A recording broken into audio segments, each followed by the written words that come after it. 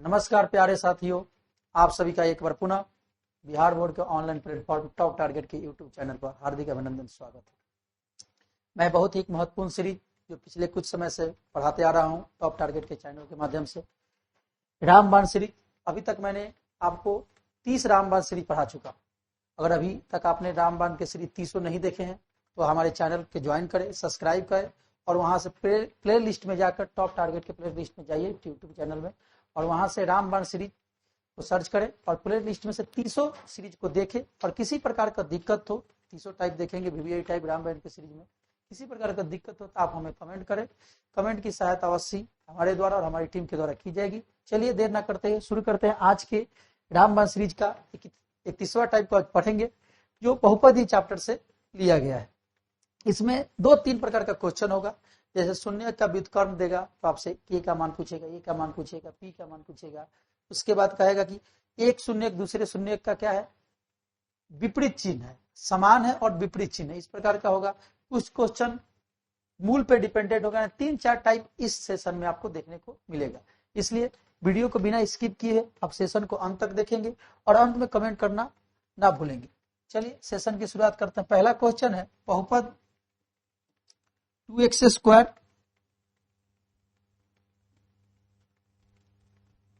Plus 5x minus के, ये शून्य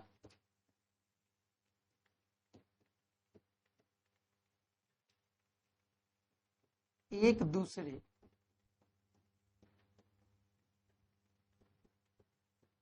के व्युत्क्रम हो तो के बराबर क्वेश्चन मार्क, मतलब के का मान ज्ञात करना है। तो आइए कुछ हम मूल बातों को समझते हैं, बेसिक कंसेप्ट को समझते हैं।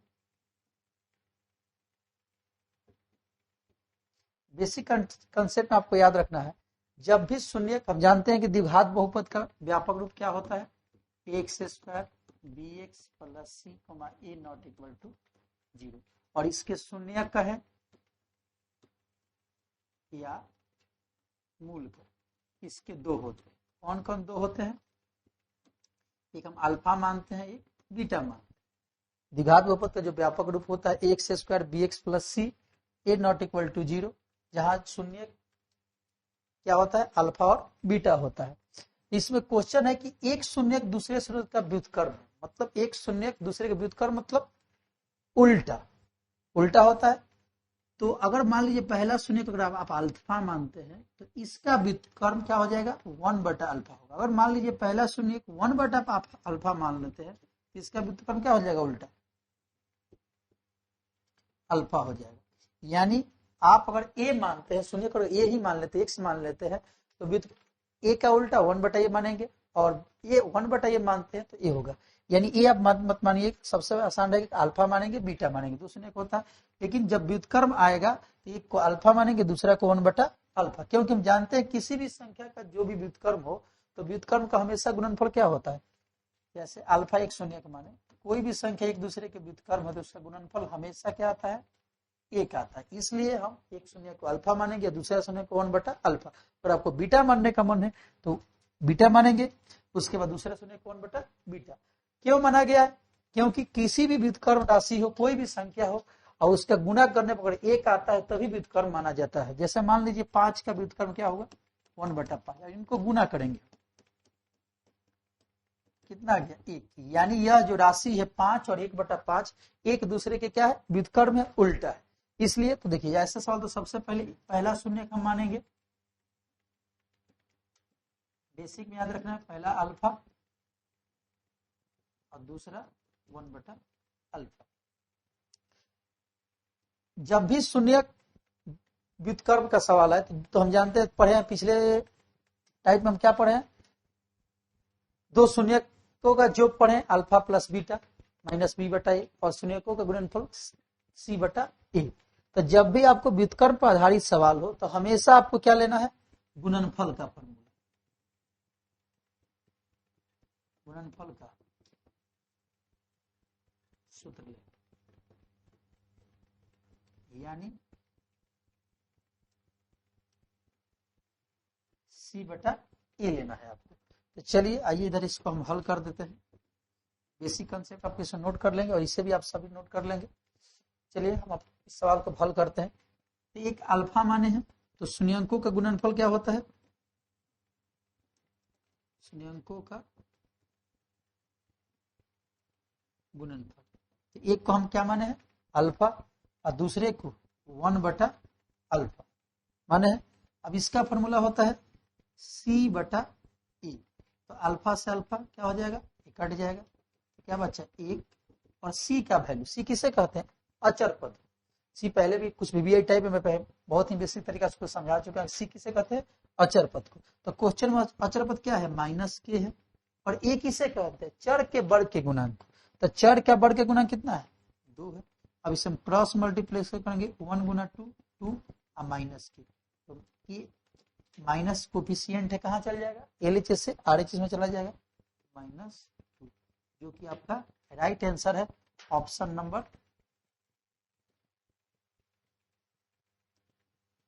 नंबर बी में दिया। यानी जब भी एग्जामिनेशन में, बहुत ही इंपॉर्टेंट क्वेश्चन है, जब भी एग्जामिनेशन में व्युत्क्रम से सवाल हो तो आपको एक चीज याद रखना है, C/A फॉर्मूला यूज करेंगे और गुणनफल का फॉर्मूला यूज करेंगे। ये ना कि शून्यकों का योगफल। शून्यकों का योगफल कब करेंगे? जब एक शून्य दूसरे शून्य का विपरीत चिन्ह दे, तो उस समय योगफल का फॉर्मूला, जो आगे क्वेश्चन आपको देखने को मिलेगा। जब भी व्युत्क्रम का क्वेश्चन हो तो आपको क्या यूज करना है? गुणनफल का फॉर्मूला C/A। तो पहला अल्फा माने, तो 1/अल्फा, इसको गुना किए तो 1 कट गया। C/C मतलब अचर पद। अचर पद सवाल में क्या है देख सकते हैं, -k है।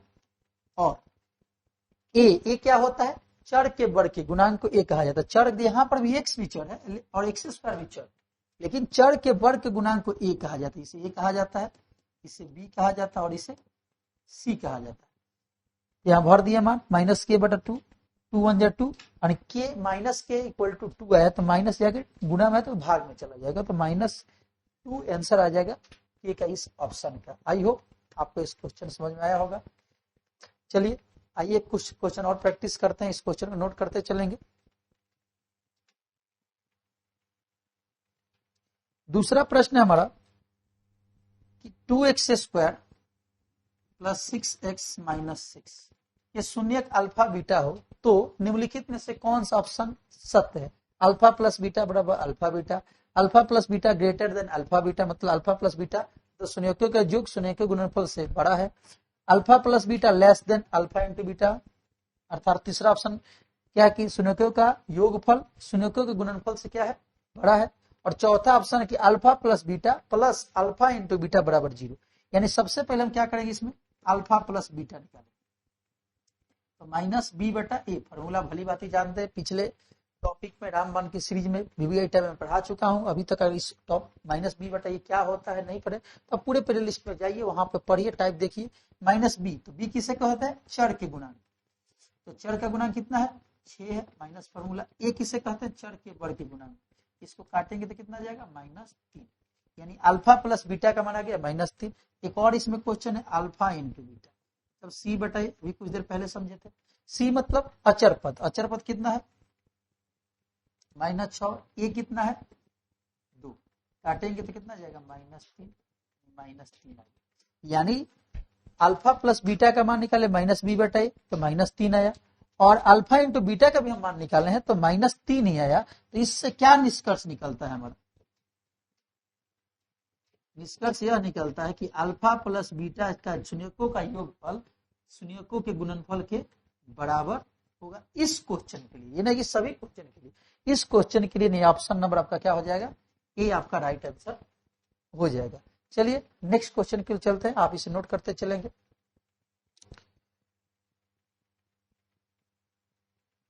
नेक्स्ट क्वेश्चन तीसरा है, x² - 9x प्लस a के मूलों का गुणनफल 8 हो तो a का मान ज्ञात करना है। देखिए जब भी मूलों का गुणनफल है तो आपको गुणनफल वाला फॉर्मूला यूज करना है, व्युत्क्रम है तो गुणनफल वाला ही फॉर्मूला यूज करना है, और योगफल वाला कब करना है? जब एक चिन्ह दूसरे चिन्ह का विपरीत होगा, मतलब मूल समान दिया होगा विपरीत होगा। तो यहाँ पर हमें क्या यूज करना है? Alpha into beta. Alpha into beta का फॉर्मूला क्या होता है? C/A। तो C का मतलब क्या होगा? अल्फा का मान अब देखिए गुणनफल इसका मान 8 दे चुका है, इसका मान गुणनफल क्या लिखा है, अल्फा इंटू बीटा क्या बोलते हैं, मूलों का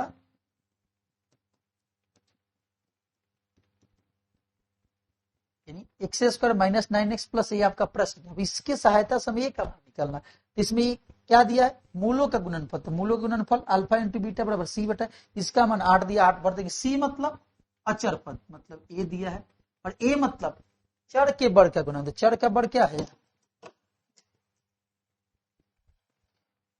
चर का वर्ग क्या है, यहाँ पर देख सकते हैं, चर का वर्ग कुछ नहीं है तो क्या है, एक है। अगर मान लीजिए अगर इसमें आपसे चर का गुणांक पूछा जाए तो क्या बताएंगे, -1, अगर कुछ दिखेगा नहीं तो एक, अगर कुछ भी नहीं दिखा और माइनस हो तो -1 होगा, तो यहां पर आपका हो जाएगा 1 हो जाएगा। अब इसको क्रॉस मल्टीप्लीकेशन करें, 8 × 1 बराबर ए बराबर हो जाएगा 8, यानी आपका ये ऑप्शन नंबर क्या हो जाएगा, सी हो जाएगा। अभी तक हमने 3 प्रश्न देखा, देखे इस यूवीआई टाइप 31 में तीनों प्रश्न 3 टाइप का था, लेकिन 2 क्वेश्चन गुणनफल पे था। चलिए आइए नेक्स्ट क्वेश्चन को देखते हैं। नेक्स्ट प्रश्न है हमारा कि मूल बराबर है, जी हाँ, इसके पहले भी बताया था कि मूल बराबर है लेकिन विपरीत चिन्ह, जब भी ऐसे हो तो मूल बराबर एवं विपरीत चिन्ह, जब मूल बराबर हो अब विपरीत चिन्ह, तो हमेशा आपको योगफल का फॉर्मूला याद करना है। योगफल मतलब अल्फा प्लस बीटा यूज करेंगे, मतलब -b बटा a का फॉर्मूला हमें यूज करना है। तो एक मान लीजिए पहला मूल अगर हम बनाते हैं, इसको पहला मूल या शून्य कहिए अल्फा है, दूसरा मूल या शून्य बीटा ना मान के हम क्या मानेंगे, -अल्फा मानेंगे। क्यों, क्योंकि सवाल में पहले ही क्वेश्चन में दिया हुआ है प्रश्न में कि मूल बराबर है, मतलब दोनों अल्फा अल्फा मानिए या तो बीटा बीटा मानिए, लेकिन विपरीत चिन्ह, अगर पहले का -अल्फा मानते दूसरे का, अगर इसका मानते हैं -अल्फा तो इसे मानना पड़ेगा अल्फा। हम इसके आधार पर इस पर क्वेश्चन हम बनाएंगे, इस पर हम नहीं बनाएंगे, सवाल को समझाने के लिए, आपको समझने के लिए लिख दिए हैं। एक को अल्फा मानेंगे दूसरे को -अल्फा। जब ऐसे प्रश्न हो तो फॉर्मूला यूज करेंगे योग, योग का मूल का योग क्या होता है, अल्फा प्लस बीटा, मतलब अल्फा की जगह अल्फा ही है, बीटा की जगह हमारा क्या होगा -अल्फा, प्लस माइनस माइनस बराबर 0। इसका फॉर्मूला क्या होता है -b बटा a, तो b की जगह क्या है हमारा फॉर्मूला, b मतलब चर के वर्ग का गुणा, तो x का गुणा क्या है, यहाँ पर देख सकते हैं कि b का वैल्यू और a का वैल्यू कितना है, 1 है, b का वैल्यू a है और c का वैल्यू -b है। तो यहाँ पर लिखना है हमें b माइनस b का गुणा, तो b क्या है, x के गुणांक को b कहा जाता है, b का मान कितना है, a है, अब बटे में एक्स स्क्वायर के गुणांक को ये कहा जाता है, यहाँ पर कितना है, 1 है, ये 0 हो गया, -a बटा 1 मल्टीप्लाई करेंगे 0 बराबर -a, ये माइनस जाके भाग लग जाएगा, तो 0 बराबर 1 यानी 100, इसलिए a का मान क्या आ जाएगा 0, जो कि आपके ऑप्शन नंबर डी में दिया, बिल्कुल सही राइट आंसर होगा। यानी जब भी, यानी अभी तक 4 क्वेश्चन देखे हैं, 2 गुणनफल पर, एक तुलना करने पर, चौथा प्रश्न क्या था, विपरीत चिन्ह, यानी इसी टाइप पर ये आज का ये सेशन है। इसके बाद जितने भी प्रश्न आपके पैनल पर दिखेंगे, आज के सेशन में दिखेंगे, सभी इसी टाइप पर होंगे। तो 2 चीज याद रखना है आपको, विपरीत चिन्ह बोले समान मूल हो तो योगफल का फॉर्मूला यूज करेंगे -b बटा a, और उल्टा बोले गुणनफल दे तो हमेशा गुणनफल का फॉर्मूला यूज करेंगे c बटा a। चलिए नेक्स्ट क्वेश्चन के लिए बढ़ते हैं। नेक्स्ट हमारा 5वां प्रश्न है, योग का दिया है, तो योग का फॉर्मूला दिया है अल्फा प्लस बीटा बराबर -b बटा a, यानी संयोगों का योग दिया तो योग लिख लेंगे अल्फा प्लस बीटा बराबर -b बटा a, और इसका मान कितना दिया है 6 दिया, जब योग दिया तो योग का फॉर्मूला अल्फा प्लस बीटा बराबर -b बटा a, इसका मान कितना दिया 6 दिया है, आप देख सकते हैं प्रश्न में 6 दिया है, और -b अभी बताया है कि चर के वर्ग के गुणांक, तो चर का माइनस फॉर्मूला है, चर का वर्ग का गुणांक कितना है माइनस के, और a का मतलब चर के वर्ग, चर के गुणांक को b कहा जाता है और चर के वर्ग के गुणांक को a कहा जाता है, तो 6 माइनस माइनस प्लस, ए का मान क्या हो जाएगा आपका 6 हो जाएगा, जो कि ऑप्शन नंबर आपका डी राइट आंसर हो जाएगा। आप इसे नोट करते चलेंगे। किसी प्रकार का दिक्कत तो आज के सेशन में या प्रीवियस कोई भी सेशन हमारे प्ले स्टोर में देख रहे हैं, किसी प्रकार का दिक्कत हो तो आप हमें कमेंट करना अवश्य बोलेंगे। और जो भी सेशन में आपको कुछ क्वेश्चन होमवर्क में दिया जा रहा है, आप क्वेश्चन को बनाएंगे, प्रैक्टिस करेंगे और अपना आंसर कमेंट बॉक्स में देते चलेंगे। चलिए नेक्स्ट क्वेश्चन पे चलते हैं। छठा प्रश्न है हमारा, एक शून्यक दूसरे शून्यक के व्युत्क्रम हो तो क्यू का मान ज्ञात करें। तो इसको भी आइए, जब शून्यक ग्रुप एक को अल्फा मानेंगे 1/अल्फा, क्योंकि पहले क्वेश्चन में कॉन्सेप्ट बता चुके, पहला को अल्फा माने दूसरा को 1/अल्फा, क्यों कि व्युत्क्रम में। इसका फॉर्मूला क्या यूज करेंगे, c/a। अल्फा अल्फा कट गया तो क्या बचा, एक।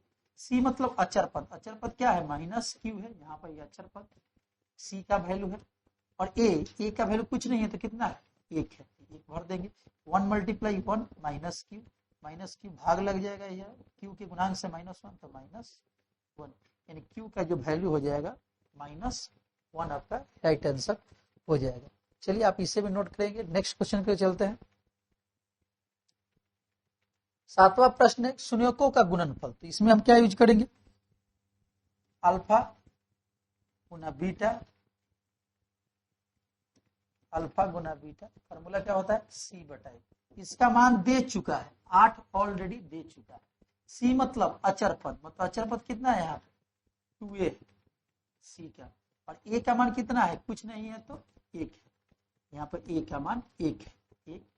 ये 8 × 1 8 और 2a, a का मान निकालना है, गुणांक से भाग देंगे, कितना आ जाएगा 4, a बराबर कितना आ गया 4 आ गया। देखिए पहले 8 × 8, अब 2 के से भाग देंगे 8 में, तो 2 के पढ़ा पढ़ेंगे 4 बार तो 8, ए का मान कितना आ गया 4, जो कि ऑप्शन नंबर आपके ए में है। चलिए इसे भी नोट करते चलेंगे। नेक्स्ट क्वेश्चन पे चलते हैं। नेक्स्ट क्वेश्चन जो हमारा है 8 नंबर प्रश्न है, शून्यक बराबर हो और विपरीत चिन्ह। तो जब भी शून्यक बराबर हो तो आप अल्फा प्लस बीटा का मान यूज करेंगे -b/a। तो एक अल्फा मान लिए और दूसरा क्या मान लेंगे -बीटा, क्योंकि बराबर दिया था, एक अल्फा एक का विपरीत चिन्ह -b। तो -b किससे बोलते हैं, देखिए तो b का मान कितना दिया है, b का मान क्या दिया है, a दिया है, b का मान a दिया है, और इसका a का मान कितना दिया है 1 दिया है। तो b का मान यहाँ पर क्या दिया है a, तो -a/, a का मान कितना दिया है 1, यह 0 हो जाएगा क्योंकि कट जाएगा प्लस माइनस, -a/1 गुना करेंगे तो 0 -a, यह a बराबर 0, जो कि ऑप्शन नंबर किस में दिया है आंसर आपका सी में दिया है। इसे भी नोट करते चलेंगे, क्योंकि ये देखिए इसके पहले इस पर मैं 2 क्वेश्चन में बता चुका हूं, इस तीसरा क्वेश्चन इस टाइप है। चलिए नेक्स्ट क्वेश्चन के लिए चलते हैं। नेक्स्ट और अंतिम क्वेश्चन आज के सेशन का है, α² प्लस β² प्लस 2 अल्फा बीटा का हमें मान ज्ञात करना है। तो हम 7 क्लास 8 क्लास से पढ़ते आ रहे हैं, a², इसको अगर मन में पढ़ेंगे a², फिर इसको पढ़ेंगे b² प्लस 2ab। इस फॉर्मूला किसका बनता है a प्लस b²। अब आइए कॉन्सेप्ट को समझते हैं, a² b² प्लस 2ab। तो a किससे पढ़ रहे हैं, अल्फा को, ये अल्फा लिख सकते हैं। b किससे पढ़ रहे हैं, बीटा को पढ़े, तो b बीटा हो गया होल स्क्वायर। यानी a हम अल्फा को पढ़ रहे थे, अल्फा बराबर a पढ़ रहे थे, और बीटा बराबर क्या पढ़ रहे थे b पढ़ रहे थे। इसी पैटर्न में हम सवाल को वैल्यू को चेंज कर दिए, तो a α² β² तो b² plus 2 × alpha beta, formula होता है a प्लस b²। a को हमने अल्फा पढ़ा था प्रश्न में, b को बीटा पढ़े थे। अब अल्फा प्लस बीटा का फॉर्मूला क्या होता है -b/a का होल स्क्वायर, -b/a का होल स्क्वायर। तो -b, तो -b मतलब किसे b कहते हैं, चर के गुणांक, तो -5 बटा में a किसे कहते हैं, चर के वर्ग के गुणांक। अब 5 का स्क्वायर 25 बटा में के स्क्वायर, एक कितना आ जाएगा 25 आ जाएगा। 1 में कोई मायने नहीं रखता है, और माइनस का वर्ग क्या होता है प्लस होता है, जो कि ऑप्शन नंबर आपकी ए में आंसर दिया हुआ है। अगर आप दूसरे तरीके से अगर बनाते हैं इसे तो और ये लॉन्ग प्रोसेस हो जाता है, क्योंकि a² प्लस b² का फॉर्मूला अगर सोचते, जैसे अगर हम ऐसे बनाते दूसरा भी तरीका है, देखिए इसका हमें फॉर्मूला सोचना पड़ता है a plus b the whole square minus 2ab plus 2